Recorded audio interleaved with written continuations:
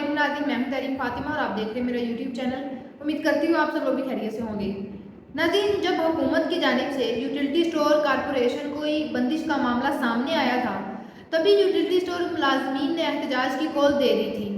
आज मुल्क भर में यूटिलिटी स्टोर मुलाजमीन की जानिब से एहतजाज जारी है और कहा जा रहा है कि जब तक हुकूमत अपना ये फैसला वापस नहीं लेगी तब तक एहतजाज जारी रहेगा।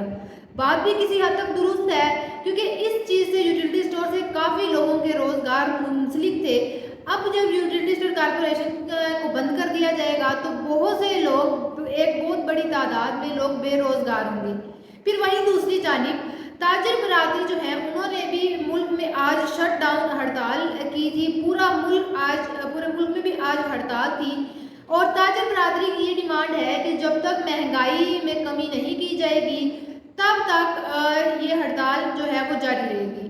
तो मुल्क में इस वक्त लोग तंग आकर हड़ताल और एहतजाज करने में लग चुके हैं।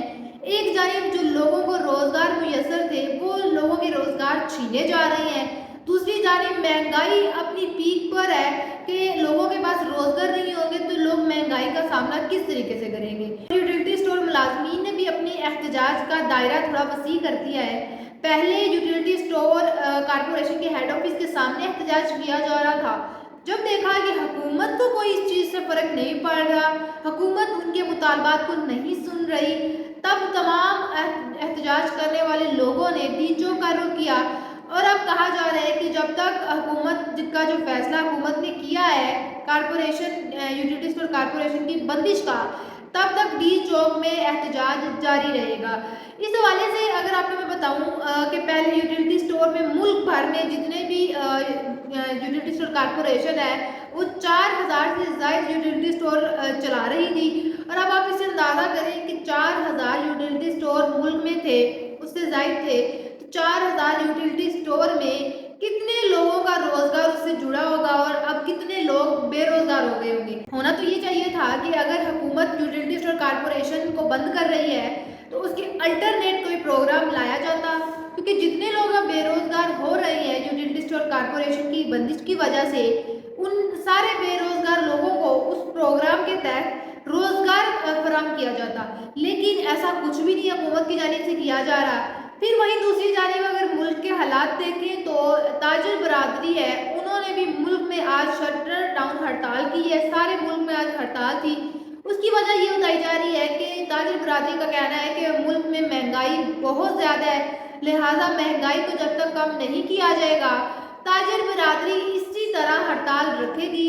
और मुल्क भर में जितने भी क्लिनिक्स हैं, ऑल ओवर मार्केट, जितनी भी मार्केट है, सब्जी हो गई, सब्जी की दुकानें हो गई, क्लिनिक्स हो गए और कपड़े की मार्केट होगी, जूते की मार्केट होगी, सब मार्केट में आज हड़ताल की गई है ताजर बरादरी की जानिब से।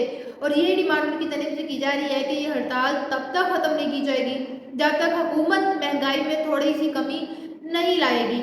अच्छा जी, फिर जो एहतजाज किया जा रहा है यूटिलिटी स्टोर कॉरपोरेशन की बंदिश के हवाले से, हुकूमत एक काम कर जाती है, वही बार बार हर जगह पे या कोई जलसा हो या कोई एहतजाज किया जाए या कोई हड़ताल की जाए तो हुकूमत को जो सबसे पहला काम होता है हुकूमत का कि उसके रास्ते में रुकावट पैदा करना। आज जो हड़ताल की जा रही है, एहतजाज किया जा रहा है यूटिलिटी स्टोर मुलाजमीन की जानिब से, हुकूमत ने फिर वही किया कि डी चौक जाने वाले रास्तों में कंटेनर्स रखे ताकि लोग डी चौक जो जा रहे हैं एहतजाज के लिए वो ना पहुंच सके। तो भाई, जो आप कंटेनर लगाने, लोगों की रास्ते में रुकावट डालने के बजाय उनके मुतालबात को सुने, उन पर उनके साथ टेबल टॉक करें कि वो आखिर वो चाहते क्या हैं। अगर इस चीज़ का हल नहीं निकलता तो उसका कोई अल्टरनेट हल निकाल के अवाम का सोचा जाए। तो ये इस वक्त मुल्क में चल रहा है। लिहाजा अब जितने लोग बेरोज़गार हुए हैं यूटिलिटी स्टोर कॉरपोरेशन की बंदिश की वजह से, उनको कोई अच्छा रोज़गार दिया जाए ताकि मुल्क में ये एहतजाज और हड़ताल वाला मामला जल्द अज जल्द ख़त्म हो। तो ये हमारा आज का वीडियो। आपसे इंशाल्लाह मुलाकात होगी अगले वीडियो में। अपना बहुत सारा ख्याल रखिएगा। अल्लाह हाफिज़।